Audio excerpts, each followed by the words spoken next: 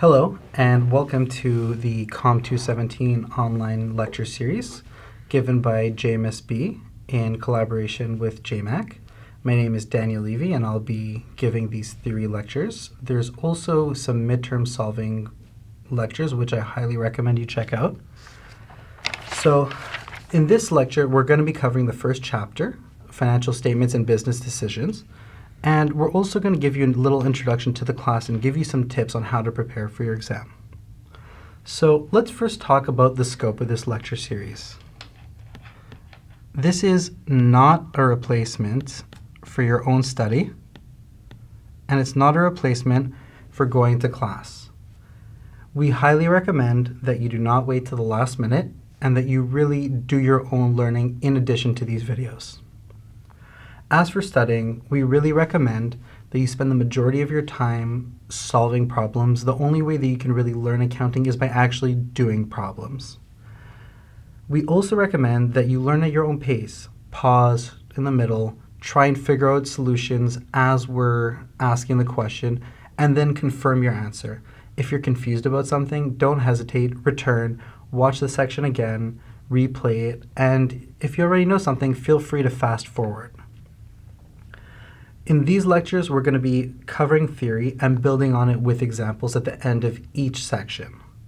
And finally, if you're still confused after trying to figure out your book and watching these videos, don't hesitate, contact your TA or your professor if you have any more questions. So let's get into it. What is accounting? Well, before we discuss what accounting is, let's first define and discuss what a business is. So a business is an entity that engages in commercial, industrial, or professional activities for profit. We also have non-profit organizations, and they also have to create financial statements. But this is beyond the scope of this class. For those of you in accounting, you're going to be covering this in future accounting classes. So what does a company do? What does a business do? They either produce goods, if they're a manufacturer, so this could be a company like Bombardier, that you guys may know.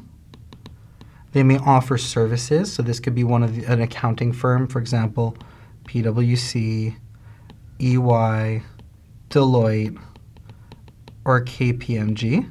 These are all services companies. Or it could be a company that retails products that have been manufactured already, like Walmart. All of these are businesses, and they all follow the same general business operating cycle. So what is the business operating cycle? The first thing that a company does is they'll either purchase materials or hire labor. So they'll get employees, they'll either buy completed goods or they'll buy materials to produce them with. They then, using these materials and labors, produce goods and or services. After their goods or services are prepared, they sell it to customers.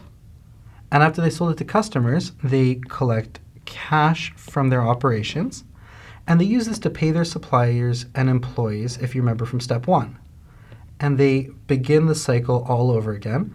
And for a profit-oriented business, the entire point is to sell their goods or services at higher than cost. And whatever is left over is profit, and this goes to the shareholders. So now that we've discussed what accounting is, what a business is, we can discuss what accounting is. So accounting is a system that collects and processes financial information about an organization and reports that information to decision makers, or another word for the decision makers are the users of the financial statements.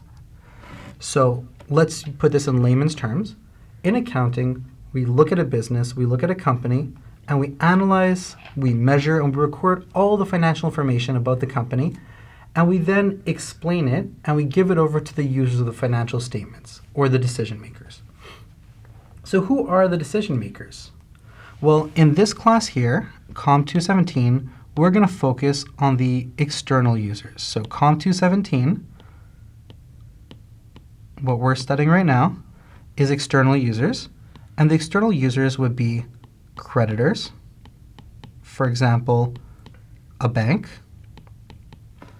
and they'd be interested in the financial statements of a company because they want to see how able is a company, what is their ability to repay a loan. Could be investors, such as yourself perhaps, and they're interested in how profitable is a company. Another external user of a financial statement could be suppliers, and they might be interested in understanding how likely is a company to repay anything that we sell them on credit, or it could be customers or employees. These are all external users. Internal users are covered in COMM 305, managerial accounting, and this refers to the management of a company. So just to reiterate, we're focusing in this class on the external users, and so we're talking about how to process and give over information to these external users. That is the focus of this course. So how do we do this?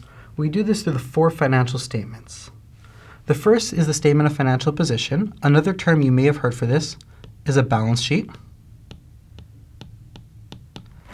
The statement of comprehensive income, and another term you may have heard could be the income statement, or alternatively, you may have heard the P&L, the profit and loss statement, the statement of changes in equity, statement of cash flows, and in addition to all these statements, we have notes of the financial statements. So let's go through these. First, we have the statement of financial position. What is the purpose? Well, as you may have guessed, it reports the financial position of a company. So it reports it reports the financial position of an entity at a particular point in time. So on a timeline, with this being the beginning of the year, January 31st, let's say, and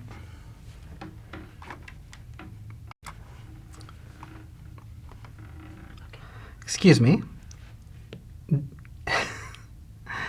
let's start that over again. The beginning of the year is not January 31st, it is January 1st. So it reports the financial position of a company from, let's say, the beginning of the year, January 1st, to December 31st, the end of the year. And so this would report the financial position, let's say, at the very end, or it could be perhaps at the quarter or any specific day. The point is that it reports at one particular point the financial position, and it shows us how the company is being financed. So what do we mean by the financial position? We're referring to the assets, liabilities, and equity of the company. So what is an asset? An asset is an economic resource that the company owns, so it's what we own as a company, that'll provide future benefits to the company. So this could be stuff like inventory, cash, buildings. All of these are assets. Liabilities are what the company owes, and this could be financing from the bank, could be payables to our suppliers. And finally, we have shareholders' equity, and this is financing from the shareholders. It's the residual claim of the owners. So this means after paying off all of our liabilities, it's what we have left over for the owners themselves. And the statement of financial position follows the basic accounting equation that assets are equal to liabilities and equity. So assets, as we said, is what we own as a company, and the liabilities and equity is how it's been financed. If you remember, liabilities is what we owe, and equity is what the owners have left over. So let's take a step back and create a personal balance sheet, and maybe this will help you understand the example.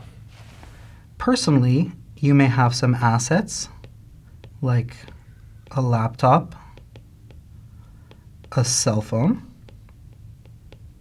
You may have some cash, and you got these from somewhere. Maybe you took a loan, maybe from the bank or somebody lent it to you. You may have a credit card. So all of these are sources of debt, liabilities. Or you may have worked and earned some money. So this could be money that you have earned yourself. And so for every asset, it has to come from somewhere, whether it's on a personal level or as a corporation. Next, we have the Statement of Comprehensive Income. And the purpose of the Statement of Comprehensive Income is to report the revenues and expenses of the accounting period. So while the Statement of Financial Position records one specific point in time, the Statement of Income will report the revenues and expenses of a company over an entire period. And this could be a year, this could be a month, this could be a quarter. The point is that it measures activity over a period of time.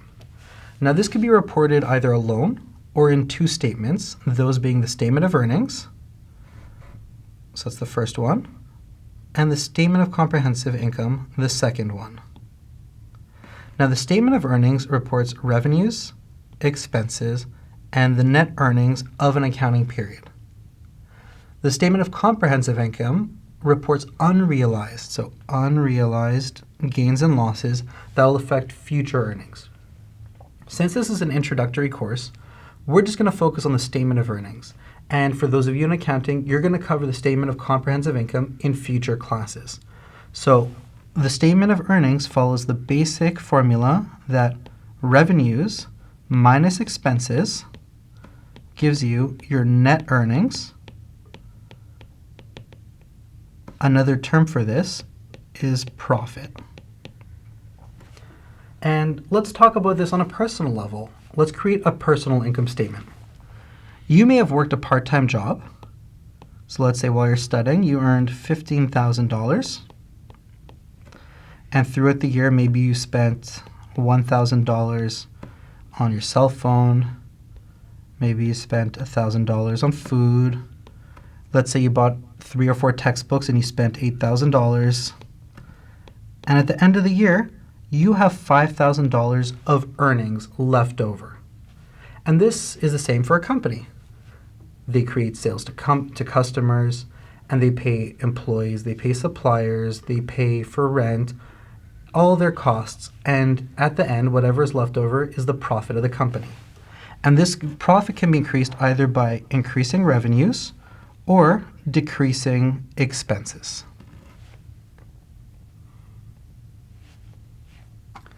Next, we have the Statement of Changes in Equity, and this reports all changes to shareholders' equity during the accounting period.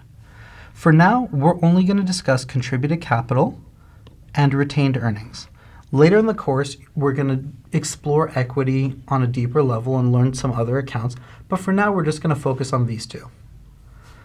So let's start off by discussing what are dividends. Dividends are profit that have been distributed to the shareholders. Remember, the shareholders are the owners. So dividends are profits that have been distributed. Retained earnings are the profits or earnings that have been retained in the company. So just for future problems, remember the formula to calculate retained earnings. So you have your beginning retained earnings. For a new company, remember they don't have any profit so far. This would be 0 for a new company. We then add the net earnings of this year minus any dividends that were paid out to owners this year. And this gives us the ending retained earnings. So the retained earnings and the dividends are results of net earnings of profits of the company. Contributed capital is capital or cash or whatever other assets have been contributed by the shareholders, the investment of the shareholders. Next, we have the Statement of Cash Flows, and this reports cash inflows and outflows related to operating, investing, and financing activities. Net earnings of a company do not necessarily equal the change in cash, and we're going to talk about this in a future lecture, the cash basis versus the accrual basis of accounting, and this is going to become very clear to you. So the basic equation of the cash flow statement is it's the changes in cash from operations plus the change in cash from investing plus the change in cash from financing, and this gives us our net change in cash overall. And this is going to be covered on the final, so I don't want to focus on it too much now. But you just basically need to know that the statement of cash flows just focuses on the changes in cash and does not focus on the earnings of the company. And finally, we have the notes to the financial statements. The notes provide extra info about the statements to help users understand them. Without these notes, it would be very difficult to actually understand what's going on in the company. So this can provide details about strategy, the risks that the company's facing. It'll discuss who are the main competitors. For example, McDonald's would say that their competitors would be Burger King, Wendy's, A&W. It'll talk about business conditions, what's going on in their general industry. And it'll talk about notes about the accounting policies. What policies has the company decided to use? And with these notes, it helps us understand and make decisions about the company. Remember, the whole point of financial reporting and financial accounting is to help these external users to understand and make decisions about the companies. So these notes really help investors and creditors to understand the business. So this brings us to the next question. All right, great. We have financial reporting, we understand, but where do we start? Well, we have financial reporting guidelines. So let's take a look at this. So let's talk about the financial reporting guidelines. As we discussed, external users all rely on financial statements to understand companies. But it's important that everyone follows the same rules so that we can compare different companies. If we want to analyze McDonald's and we want to analyze Apple, it's important that we compare how efficient each company is. And there's lots of criteria that we would analyze them by. But what's important is that we have guidelines and rules and that they're the same for all companies. So we have a couple of sets of rules and a couple of associations that actually set these rules for companies to follow. They set the guidelines for financial reporting. So public companies in Canada, have to follow IFRS, International Financial Reporting Standards. Also, companies with a fiduciary responsibility must follow it as well. And IFRS is used in many countries around the world, including Canada, and their rules are set by the IASB, the International Accounting Standards Board. Private companies in Canada can follow ASPE, the accounting standards for private enterprises. Private companies can opt to also follow IFRS, but most of them don't. They mostly follow ASPE, and this is set by the Accounting Standards Board. We also have the SEC in the United States and the OSC in Canada. And the SEC, they set the rules and regulations for measurement, etc., for public companies. The OSC is not a national organization, but it is the largest and most influential Canadian regulator for information about public companies. Let's talk about the role of management and auditors. So it's very easy for any company to report whatever information they want, but how do we make sure that companies are being honest in what they report? So the responsibility that they're being honest lies with company management, specifically the top executive of the company, the CEO, and the top financial executive of the company, the CFO. And the responsibility lies with them to ensure that everything that they are stating is fair and accurate. So how does a company actually ensure that financial statements are accurate? Remember, we want this to be accurate for the external users. So the first step is they would have a system of internal controls.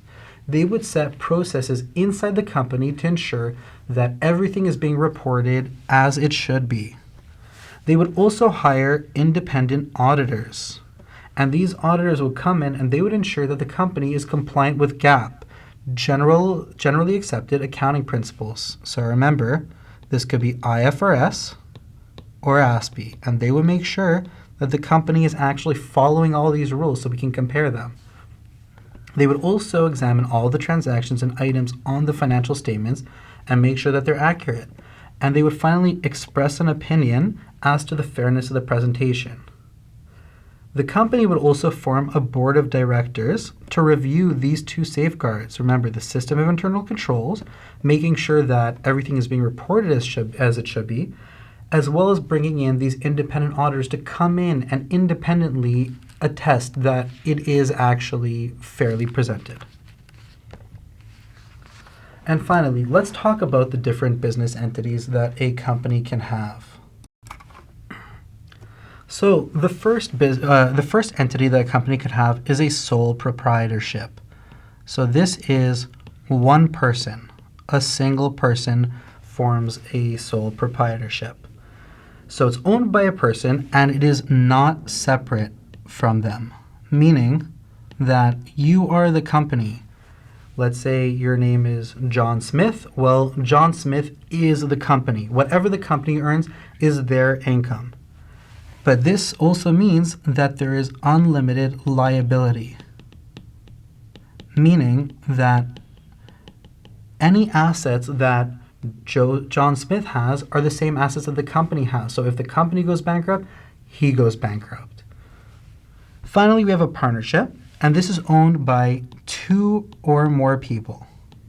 And like a sole proprietorship, it's not separately legal from the individual, and they also have unlimited liability. Or we have a corporation, and this is mostly what we're going to be focusing on in this class. And remember, they can be public or they can be private.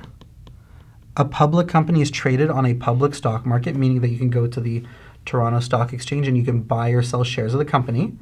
Or it can be private, meaning that you yourself or with a few other private investors, you own the company. So the way that a corporation works is that there's ownership of shares. Meaning, let's say we have ABC Inc. and there are 1,000 shares.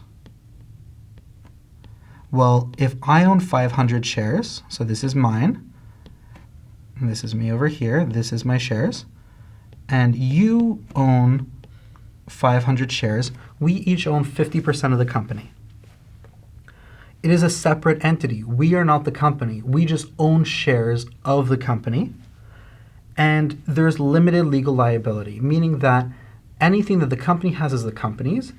Anything that I have is mine. And part of what I have is shares of ownership in the company. There's advantages to incorporating. So it means that it's very easy to transfer ownership. If I decide that I'm done being an owner of the company, I can sell my shares to you. So I'll give you my shares, and you'll give me cash for it. It can be easy to raise money. The company can continue on even after the owner passes away. And as we said, there's limited liability. There are some disadvantages to forming a corporation. And one of them, for example, is it's very expensive. There's a lot of professional fees. There's some reporting requirements you need to pay your accountant. There's a lot of legal fees. But generally, once a company hits a certain point, it is generally better to be a corporation. So that's it for the first chapter. We hope that you found this very helpful. There's going to be future lectures coming out soon, so check them out. As we mentioned, pause, review, think about it, give it a shot, and we wish you the best of luck. Thank you so much.